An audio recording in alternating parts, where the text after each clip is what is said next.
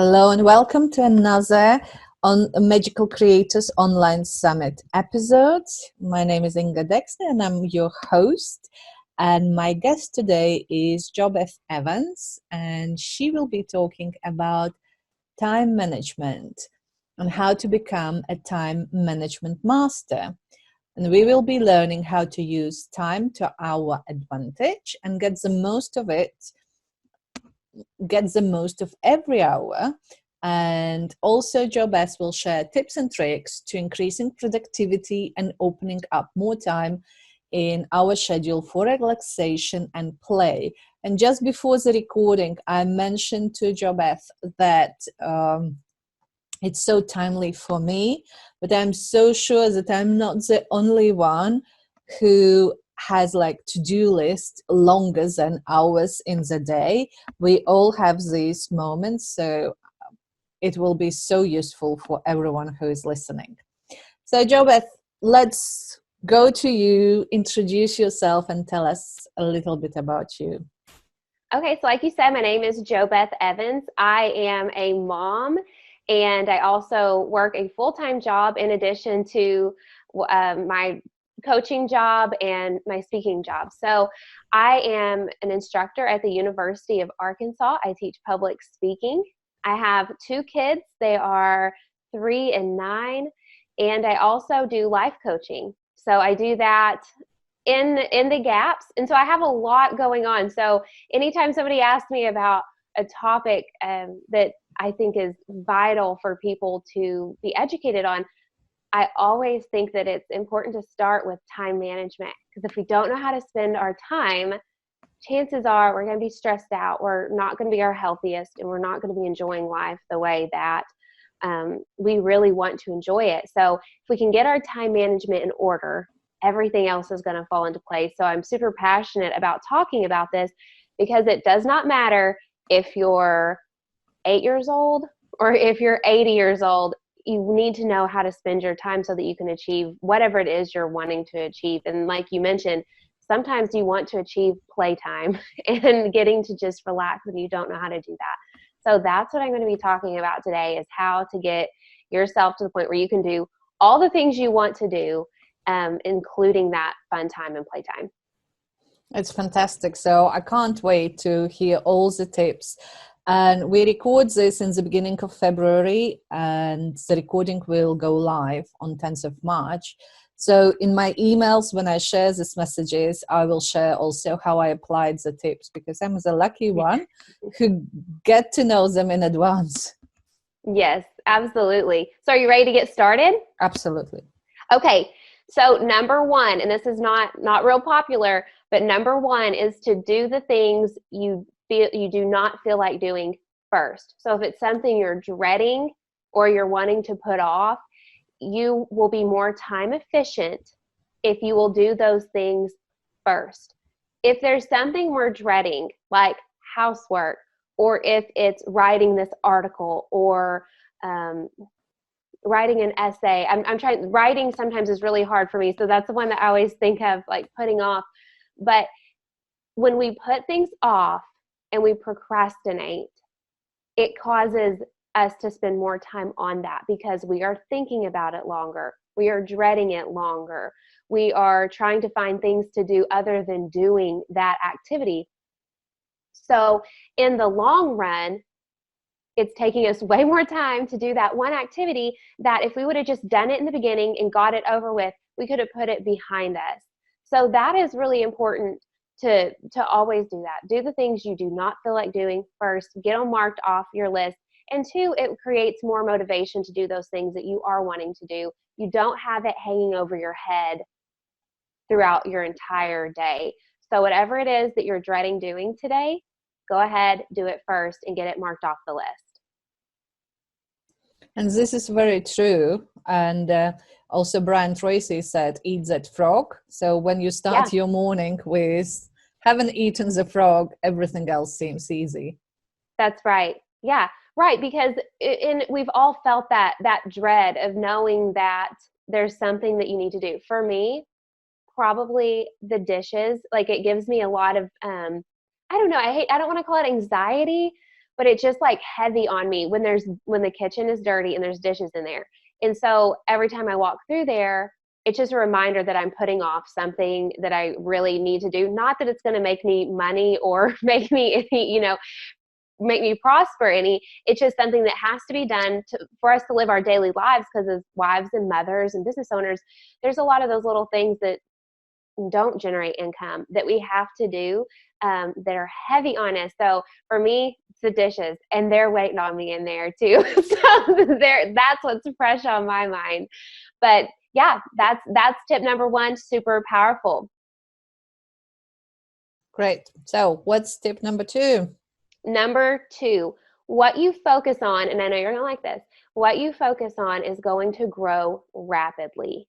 Okay. So I know that you're a believer in, focusing your mind and really honing in on what it is that you're wanting to create in life. So when we focus on things, all of our activities start to be in flow with what we're focusing on. So we're more productive. We have a clearer thought process when it comes to that activity.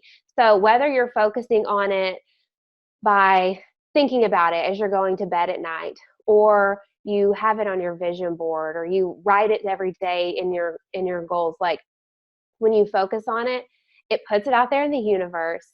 You're focused on it all day. So the things that, like if you're wanting to fill your book full of clients, or you're wanting to get a certain amount of jobs, when you're thinking about that and focusing on it, it just naturally comes to you. So it saves you so much time, because you're not out there grinding so hard to like force things to happen. They happen more naturally.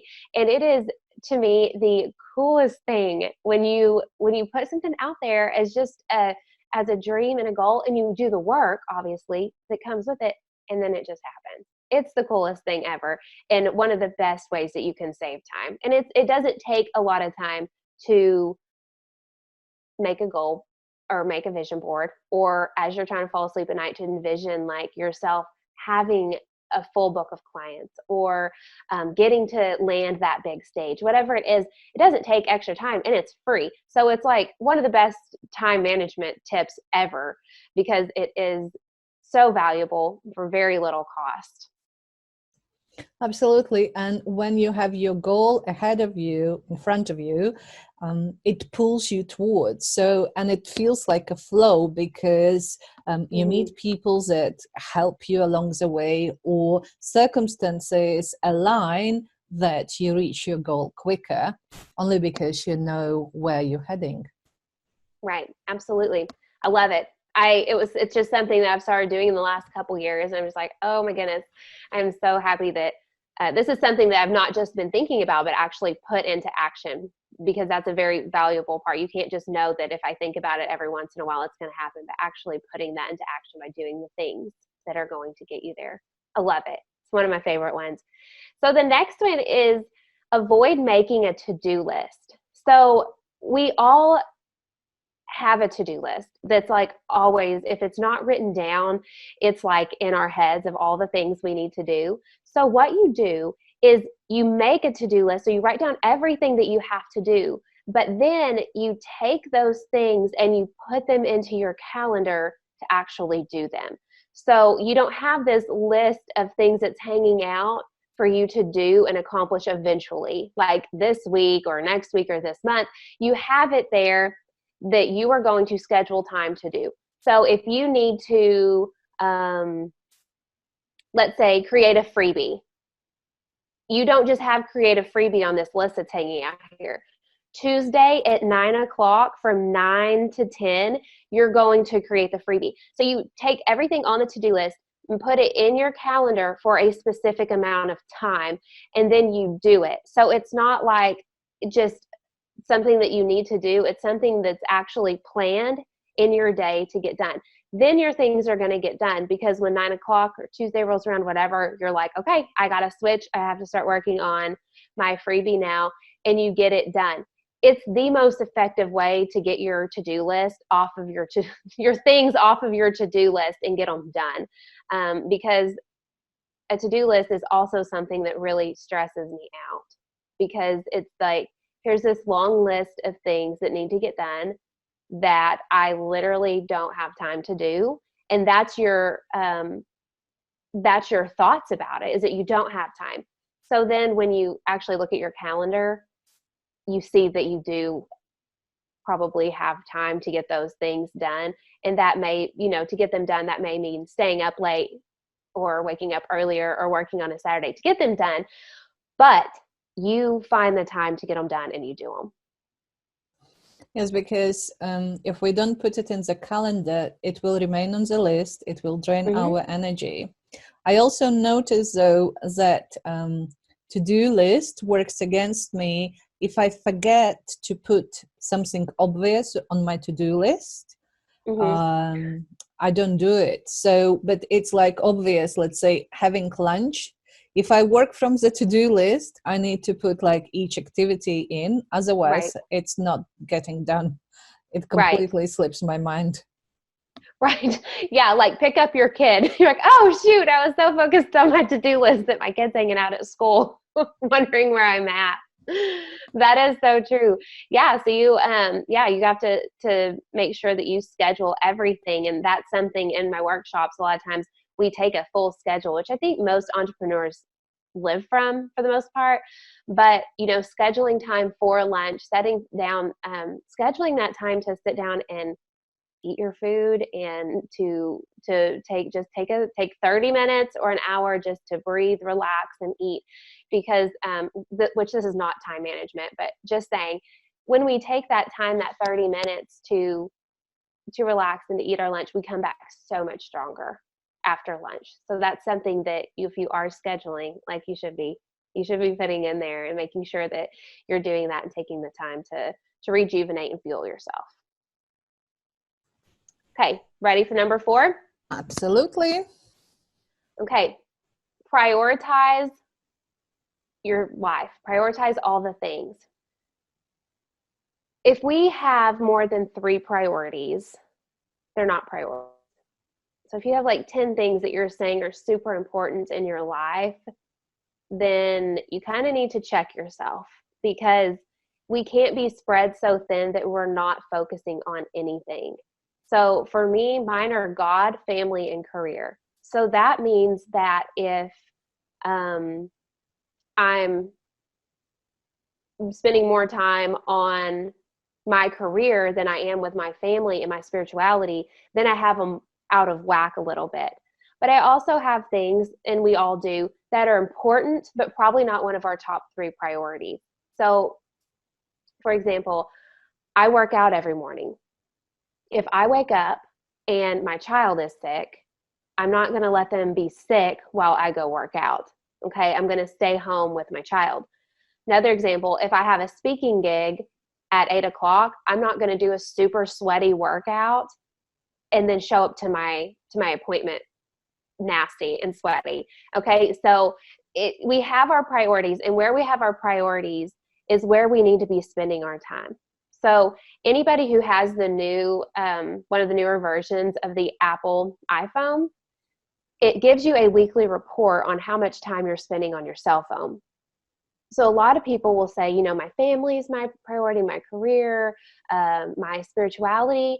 But then every week that notification pops up that you're spending 4, 5, 6 hours a day on your phone, typically on social media. So it's really important for us to take a step back and look at our lives and say, okay, are we really spending our time and effort where we say our priorities are? And if we're not, we really have to reevaluate what we're doing every day and make sure that we are spending time where our priorities are, because that is what's going to help us to live a more full and valuable life. Absolutely. And I think it's a good, like a reality check, especially if you feel rushed or when something is not working. So it's good to just take time off and think about the priorities, and then look how your reality matches those priorities. Right. And I think a lot of times people will be like, okay, if you were going to die tomorrow, what would be most important for you to do today? And like, if I'm dying tomorrow, I ain't working today. Okay. I'm not working at all. I'm going to be, spending time with all my family, doing all those things. So I don't think that's a real good way of assessing that, because we have to work, we have to make money and contribute to the world, whereas that won't be what's most important the last day of our lives. But I do think it's important that you look at legacy long term, what kind of life you're wanting to leave behind, and realize that like you do want a strong spiritual life. That's for me. I do want my family to know that they're most important today in the last day of my life. And I also want to have provided enough for them that they have, not necessarily lived in abundance, but have had a full life that was full of things that they needed, and also a lot of really fun experiences. So those are things that we think about long term. What are those priorities? And like you said, I think sitting down and just for an hour and just thinking like, what am I doing? Like, what is it hour to hour? What am I doing? And is it that important to me? Sure. Yeah. So moving on to number 5, and this goes along with number 3, but when we do stuff, we need to assign an amount of time to that task. So typically when we start an activity, it's just kind of open-ended. I need to do X today. Let's say write a blog post. I have to write a blog post today. And you have it on your calendar or on your schedule, but you don't have a certain amount of time to it. It's just something that you have to get done that day. So you decide how long something is going to take you to accomplish, and then you do it in that amount of time. So if you're going to say, I'm going to take 1 hour to write this blog post, you're going to set your timer to 1 hour. You're going to cut out all distractions, and you're going to get your blog post done in an hour. And it may not, for perfectionists out there, this is really hard, because you write your post, then you have to go back and think about all the pictures that you want to include in your post. And then you question each picture that you've picked, and then you go through and edit and edit and edit and edit. And next thing you know, you've spent half a day on your blog post, when in reality, you could probably have done just as good a job in an hour. So that is a short one, super easy.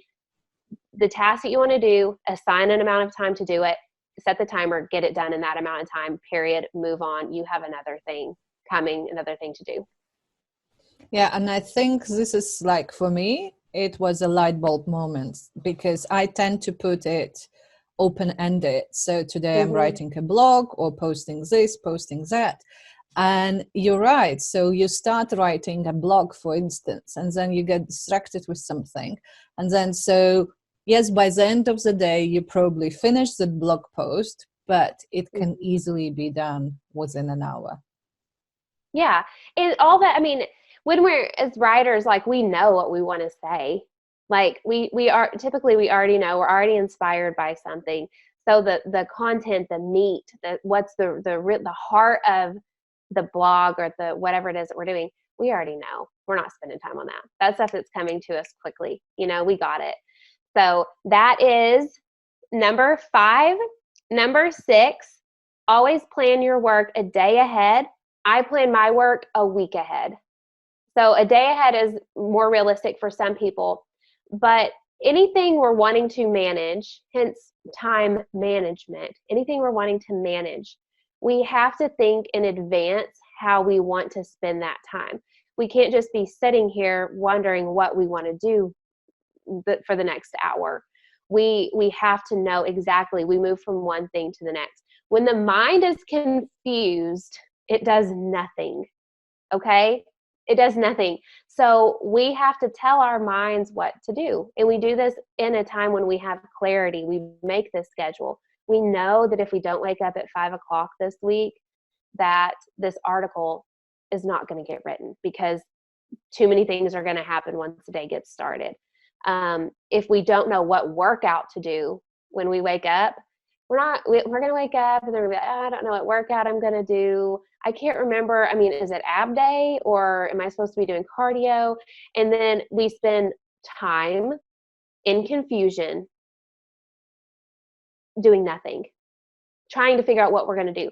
I like sitting down on Sundays, looking at my schedule, putting in all the all the places that I have to be. So non-negotiables. I have this amount of time to work till this amount of time. And then those blank spaces, I go in and I fill in the blank. So if I know that I only have 3 hours to get all my grading done for the university, that's what I'm going to do. I'm going to put my head down and I'm going to work through that 3 hours and get my stuff done. So when you do that, you cut out so much confusion that you are able to get your work done quickly and efficiently. And it's a must. It's not really a negotiable. You have to do that if you want to get your stuff done. This is interesting. I knew about the planning a day ahead, like previous evening, but I like the concept about planning your week ahead. Yeah, for me, that's how life happens. Life happens from Sunday morning, or more really from Monday morning till Sunday night. It's kind of how my week looks. Kids have practice. I have appointments. We have, all kinds of things. So looking at that full week, it also might make you feel a little better because you have more time in a week than you do in a day. So if you're like, oh, I can't get all this stuff done in a day, you have your week to look at it and really assign things to those times. So, yeah. Any questions about that? No, it's clear. I love all your tips, and it makes total sense. The main thing I think is applying them, because they're good on paper, but if we don't implement, we will remain busy. Right. These things are all easier said than done. Just like everything else. It's anything in life. It's really easy to find the information to know how to change your life. But taking that information and applying it is really hard. And this is a habit. All these time management things are habits that we have to create. Once we create them, they come a lot easier. I enjoy planning my time. It makes me feel like everything in the world is okay because I can see where everything's going to happen, whereas other people may not be in that habit. So it's not as easy. So number 7 is to focus on what you're doing. We are so distracted by everything. We're distracted by notifications on our computer, notifications on our phones. We have distracted ourselves to the point where we're distracted by our thoughts. So we want to check Facebook. We want to check Instagram or Snapchat or TikTok. We're always wanting to distract our brain. And it is not good for us. It is not good for our productivity. Science tells us that once we get distracted, it takes us 20 minutes to get back in the flow of doing what we're doing. So focus on what you're doing. Turn your notifications off. Focus on your stuff. Don't have the radio on. Don't have the TV on. Don't be doing multiple things. This is my problem. I want to be doing everything at the same time, and it is a killer when it comes to time because you're never in flow because you're constantly disrupting it. So turn everything off, focus on what you're doing. We good there? Absolutely. That was hard. Yeah, but you're right. You're right. And I started thinking about like myself. I love multitasking in terms, I enjoy multitasking, the process of spinning several plates at once. It's exciting. But when it comes to productivity, when I focus on one thing at a time, it gets done faster. Yep. Yeah, and I like that you said that it's exciting. It makes us feel good. You're like, hey, look at me. I'm like making the kids' appointments and I'm writing this blog post. I got 2 loads of laundry going and dinner's in the crock pot and like I'm going to go let the dog out. It's just like I can do this. Like I can do all these things. Like look at me. It's like I'm Superwoman. Absolutely. And then in reality, that's how we feel. But in reality, it's like not actually the best way to spend our time, even though it feels really good. And I get it. I'm there. I'm with you on that. Like it feels good. And we do what feels good, which is a whole nother conversation. But our bodies and our minds want to do what feels good, and what feels good is not typically what we're supposed to be doing. So just for thought. So number 8 is learn to say no. And I think, I don't know how many men you're going to be having as viewers on this, I assume you'll have some, but I can only speak from a woman's perspective, but I have a hard time saying no. And there's a lot of reasons I have a hard time saying no. Part of that is because I want to be superwoman, just like you. I want to do all the things and to prove to myself and everybody else that I can do all the things. But if we have those priorities, if we have those things that are most important to us, that means in order to say yes to our priorities, we have to say no to things that are not our priority. And I think as women, we just want to say yes. Like you don't want to hurt somebody's feelings. You want to help somebody. You want to be all the things for everybody. So you just say yes. The next thing you know, you're tired, you're stressed out, you don't have time. Oh, you see my dog. My dog just made her appearance. You have all these things that are pulling you from 1,000 directions. And then when you sit down and you start thinking about your priorities again, you realize that you have way overbooked yourself and you are stretched so thin that you're not showing up 100% in anything that you're doing. So you have to learn to say no. And you can say no nicely. A lot of women are like, well, I don't want to be mean. Well, you can say, hey, you know what? I am so appreciative and thankful that you asked me to be on this committee or to help with this event. But I am booked right now with other things, and maybe next year I can, but right now I don't have time. But I appreciate you asking so much. It makes me, I'm thankful that you thought of me. We don't have to be like, no, why would I do that? Like, we don't have to be hateful about it. We can gratefully say no and let them know that you appreciate them thinking of you. Because I read a quote the other day that said, if you ever want something to get done, ask the busiest woman you know, and she will get it done.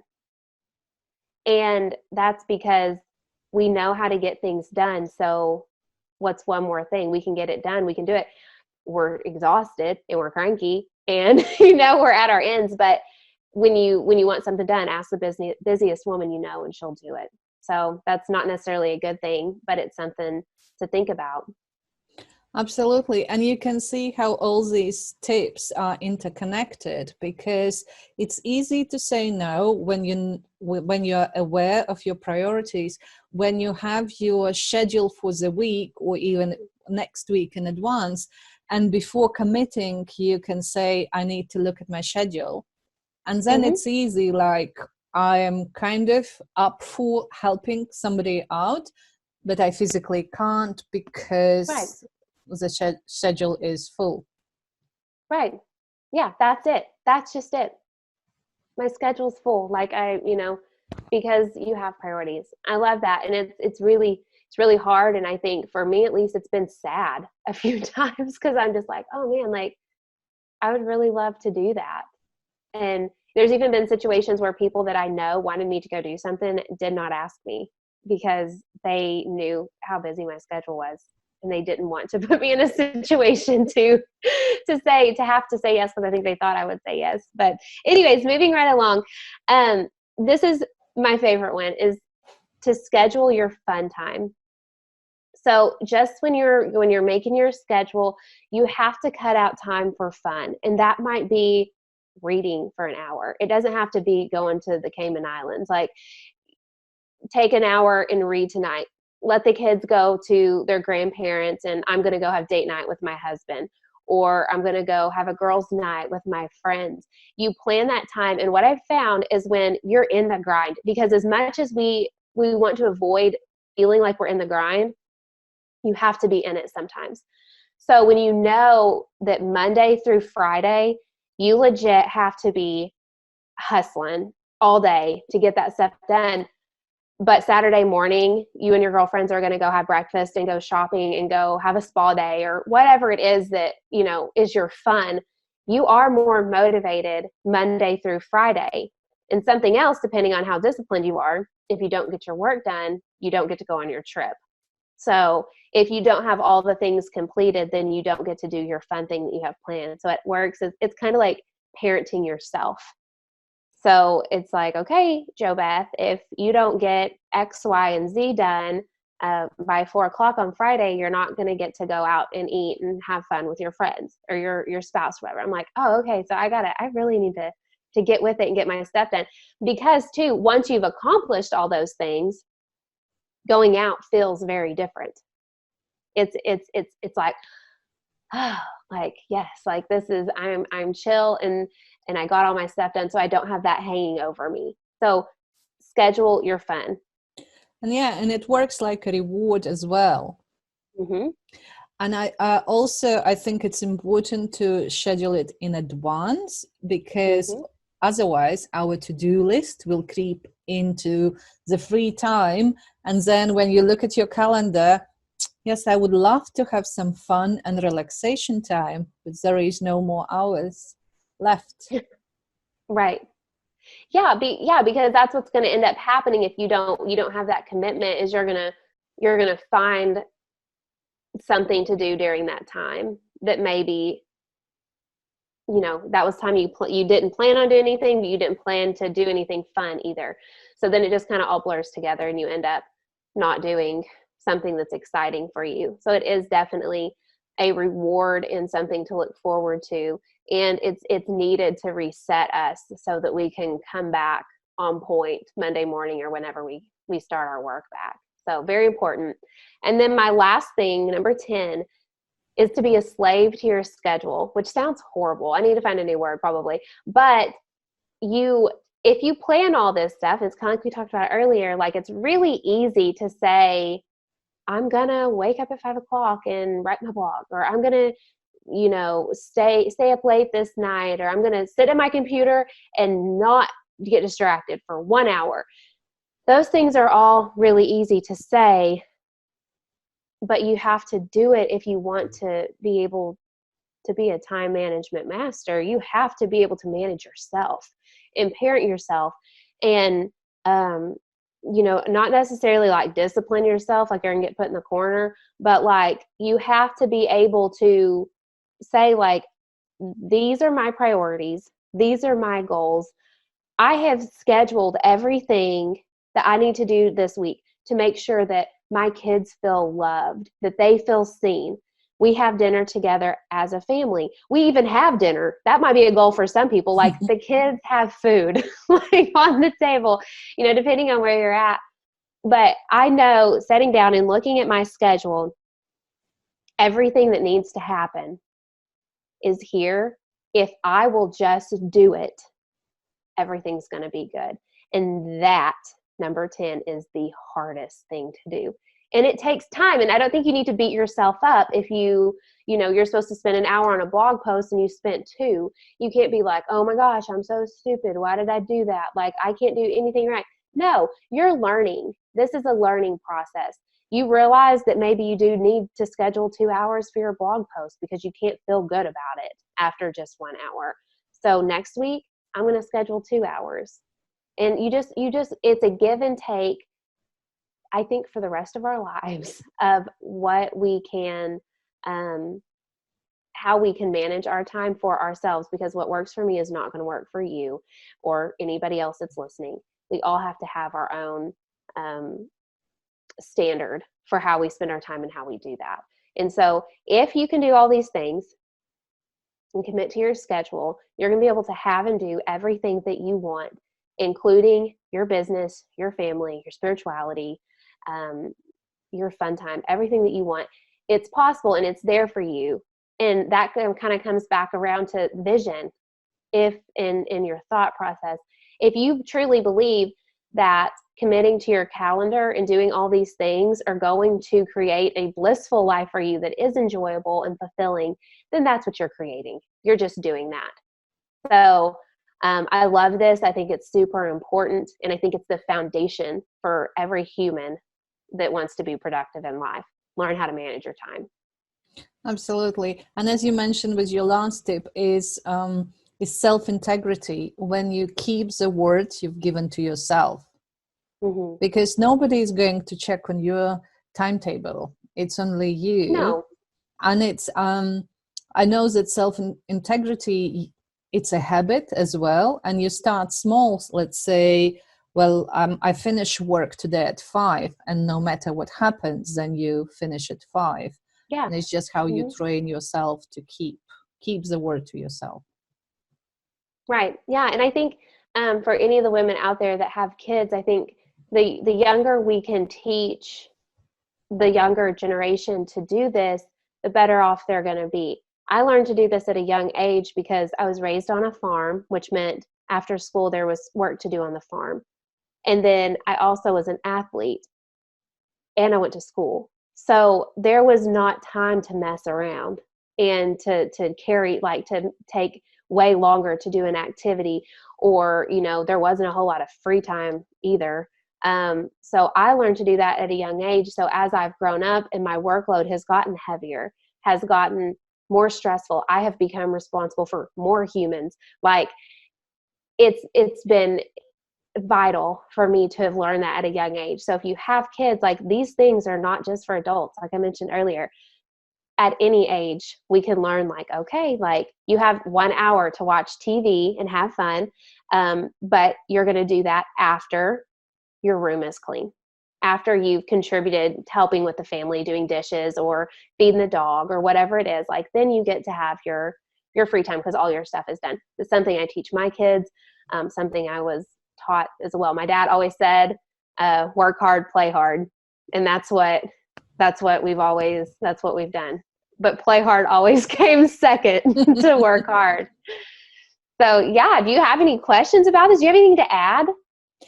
No, I think it's amazing in terms of they are simple, and they are really, I can feel that when they are applied, it will work. It's just about implementing.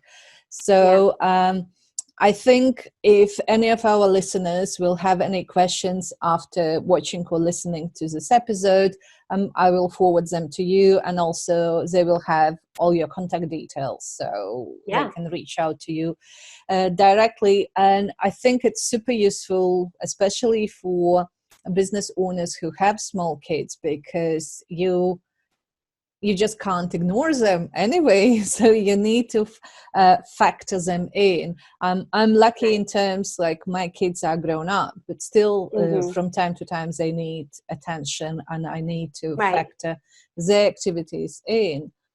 But when we have small kids and running a business, it's important that we allocate time correctly. Right. Absolutely. Yeah, well, that sounds great. If anybody has questions, they can, reach out to me and ask. I'm living this, so it's not hypothetical. It's not a unicorn that's flying around. This is very real to me and where I'm at in my life. And a lot of people are like, "Oh, you're in the trenches," because I have 2 little ones that require they're not infants, so I don't have to, like, do everything, but they're still, very needy. So I can, offer some insight and bounce ideas around with some people about ways that they can create more time in their schedule and enjoy their life more, because that's really what it's all about. Absolutely. So thank you so much for sharing your wisdom with us. It was super useful, and I'm so excited that our paths crossed, and I get to know you. Yes, same here. I'm super, super excited. I'm looking forward to seeing all the other interviews when this goes live. Thank you.